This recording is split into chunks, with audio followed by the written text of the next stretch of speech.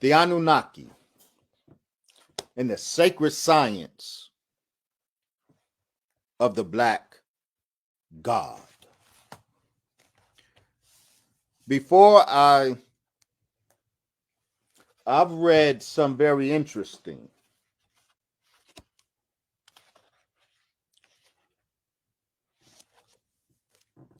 remarks and heard some interesting remarks regarding my taking up this subject, the Anunnaki. I want to address some of that before we go into the details of the book, if I may. For those who believe that your brother is new to this subject,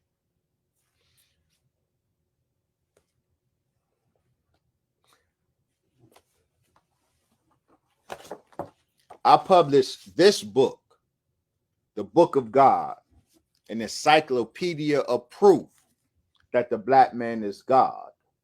I published it in 1998. You do the math.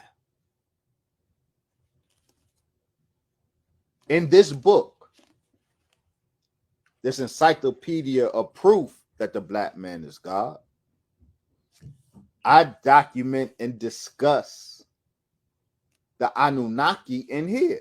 And I cite Zechariah Sitchin in 1998.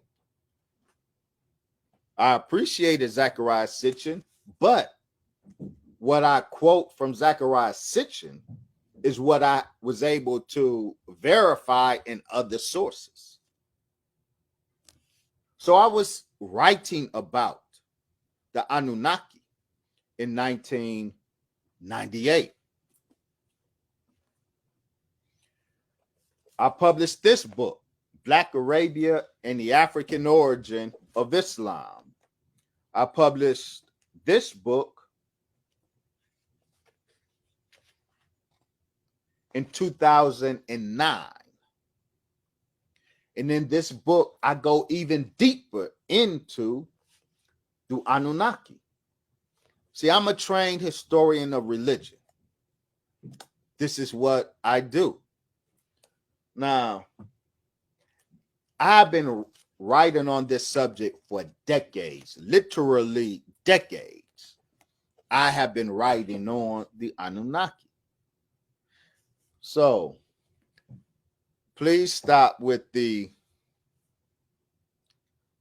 Brother Wesley is jumping on a new bandwagon. No, I'm not the Johnny come lately to the subject of the Anunnaki. I have been doing Anunnaki scholarship for 30 years now. Some say, what's your credential, Brother Wesley, to write about the Anunnaki? Now, that's very interesting that would be said, because the Anunnaki, the popular Anunnaki narrative, is dominated by Zechariah Sitchin's interpretation of the Anunnaki. Not the scholarly narrative, but the popular narrative. The popular conversation surrounding the Anunnaki is dominated by Zechariah Sitchin. The whole popular conversation on the Anunnaki defers to Zechariah Sitchin, but Zechariah Sitchin was no Sumerologist, no Assyriologist. Zechariah Sitchin got his degree from the University of London in economics. He was a journalist in Israel. Then he moved to New York, and with his economics degree, he helped run a shipping company. His professional training took him nowhere near Sumerology. Graham Hancock confesses to being neither a scientist or an archaeologist. He too was a journalist, yet he is the leading figure in alternative archaeology. So neither of them are required to have any training in the relevant fields, yet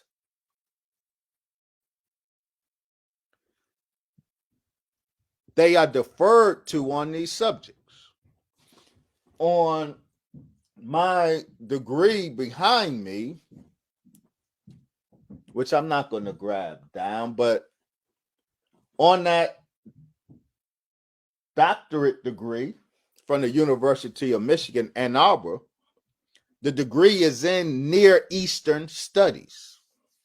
I got the doctorate from the Department of Near Eastern Studies. My specific area was Islamic studies, but I was trained in the Department of Near Eastern Studies, and in that department is ancient Mesopotamian studies, ancient biblical studies, and my dissertation involved ancient biblical texts as well as ancient Islamic texts. So I'm closer in training to the subject than Zechariah Sitchin and others who are writing about it. And I'm only making a point that if they are not disqualified from writing on the subject, why seek to disqualify your brother? First, let's clear this up. Dear family, please stop regurgitating the Zechariah Sitchin era of fiction.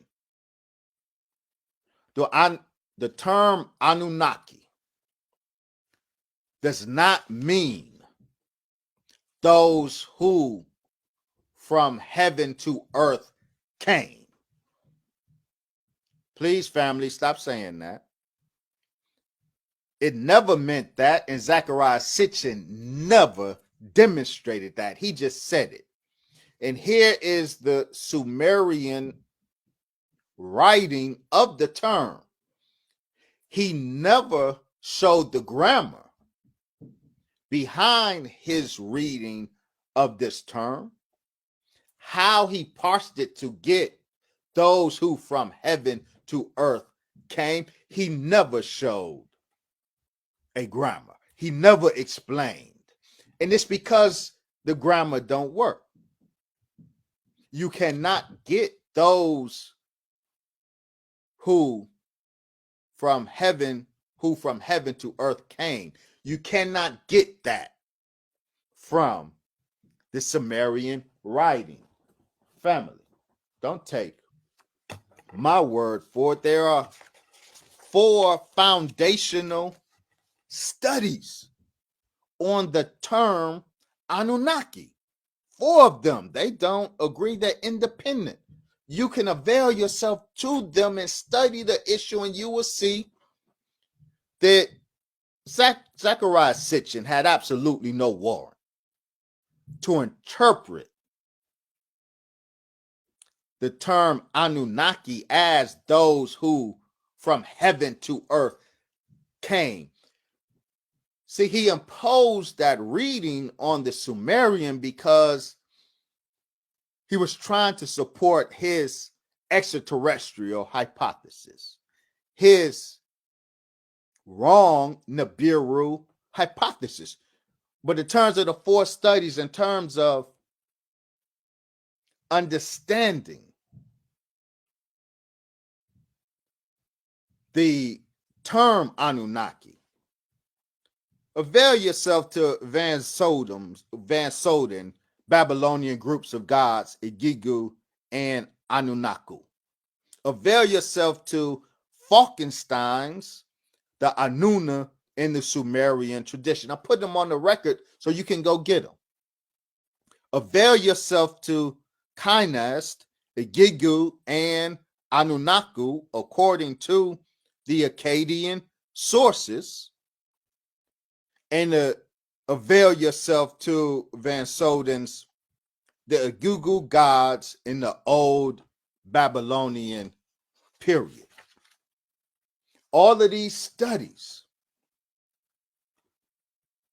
analyze the etymology and the understanding of the term Anunnaki, and it derives from God An.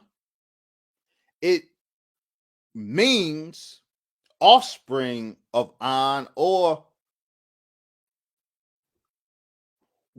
princely offspring. The progeny of the god An. An is the god.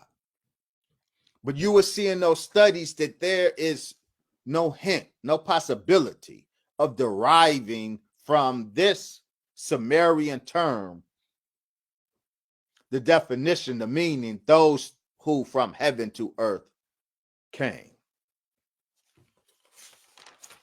But Zechariah Sitchin wanted to ground his Nibiru thesis, his narrative that the Anunnaki gods, the black gods of ancient Sumeria, ancient Mesopotamia. Yeah, I said black. Now I'm going to go get at that black.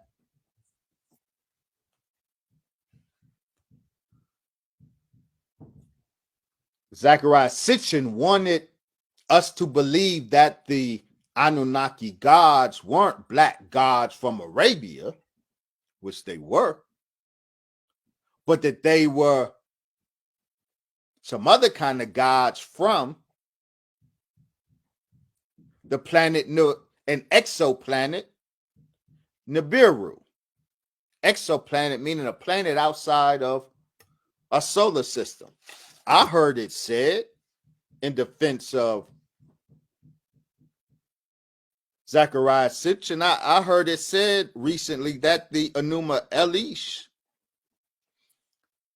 supposedly the Babylonian creation story, but the text that Zechariah Sitchin, the ancient Mesopotamian text that Zechariah Sitchin claims to be relying on, I heard it said recently that the Enuma Elish says Agigi, a group of Anunnaki gods, that the Enuma Elish says Agigi were working on Mars, building a breakaway civilization. It is claimed that this is what the Enuma Elish says. See, this is a point. With due respect, and it is Ramadan, so I must keep it Ramadan. But this conversation suffers from a lack of rigor, lack of precision in our scholarship, and we are too free to just make stuff up. The claim that the Enuma Elish says that these Anunnaki gods were working on Mars, building a breakaway civilization. Look, family, I have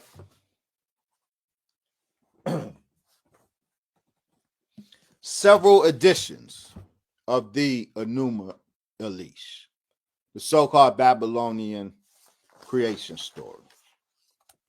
I have Alexander Heidel's edition and translation. And here's the Babylonian Genesis, the story of creation.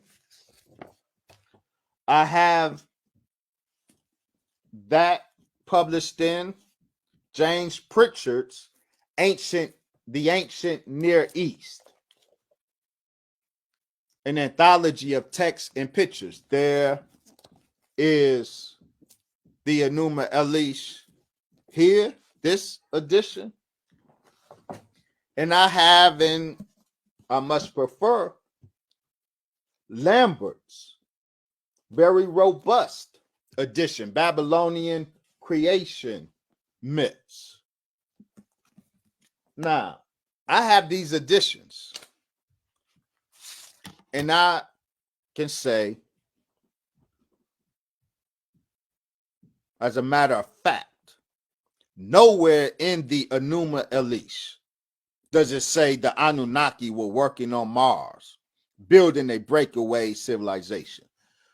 We say stuff because we assume that most of the people listening don't have the materials. And we shouldn't do that. We shouldn't do that. The Anunnaki, if you want to understand the Anunnaki, familiarize yourself and get deep into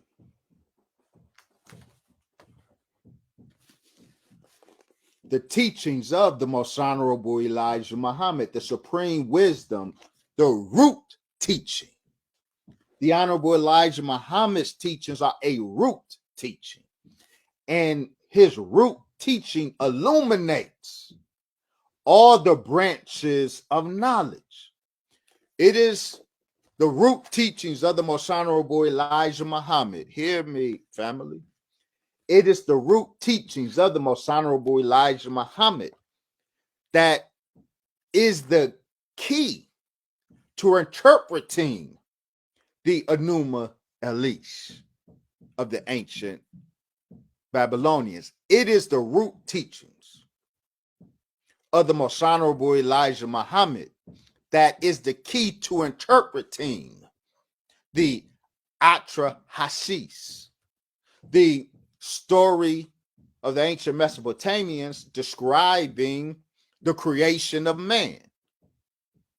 Zechariah Sitchin got it wrong. His interpretation of that text is wrong.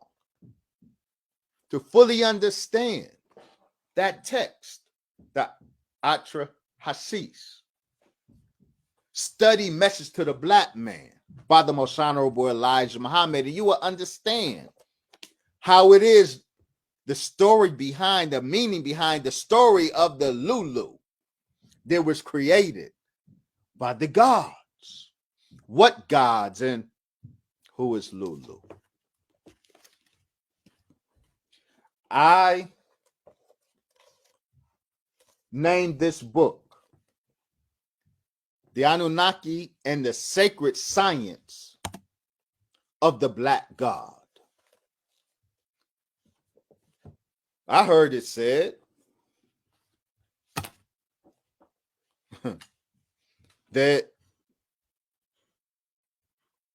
Anunnaki doesn't mean a particular race. That people who say the Anunnaki are black or the Anunnaki are white, that they are wrong. Well, saying Anunnaki are white is wrong. Because the truth of the matter is that the Anunnaki were emphatically black gods. This is the god Anu, the king of the gods, on the left. He was in Sumerian the Sumerian term Dinger-Gi, black god. On the right, his firstborn son, Enki. He was Dinger-Gi, black god. These are the paramount Anunnaki. The Anunnaki derived from Anu. And in Sumerian, they are Dinger-Gi, black god. You have to understand, and I'll close here. You have to understand the ontology of divinity according to the ancient Mesopotamians. According to say that the Anunnaki gods are not black, it screams that we need to study a little deeper. We certainly have to study beyond Zechariah Sitchin. Because, see, when we study the ontology of divinity, according to the ancient Sumerians or ancient Mesopotamians, we learn that these Dinger-Gi, the black gods, that the god in Mesopotamia, his flesh was compared to the mesu, the wood of the mesu tree. And the wood of the mesu tree was luminous brown. So the flesh of the god was compared to the wood of the mesu tree, but the skin of the god was compared to the timber, the bark of the Kiskanu tree. The Kiskanu tree is the black sacred tree, a sacred tree that the ancient Mesopotamians spoke of. And the ancient Mesopotamians said that the black bark of the Kiskano tree is similar to the black skin of the gods. The black Kiskano tree is a Salmu image of the gods. Salmu is a Akkadian term that has two meanings. Salmu means both image and it means black. So the Kiskanu tree was the Salmu of the gods, in particular the god in his skin, because the Kiskano tree is black and Salmu is black because the gods are black. The other Salmu or image of the gods was the black bull. The Enki was called Amgig Abzu Z, black bull of the Apsu. The bull, the mighty bull, was the paramount animal attribute, animal metaphor for the king of the gods in ancient Mesopotamia. This god, the god Anu and the god Enki, his firstborn, and they were really one and the same god at two levels of manifestation. Anu or An and Enki, Anu Ea, Anu Enki, they're the same god on two levels of manifestation.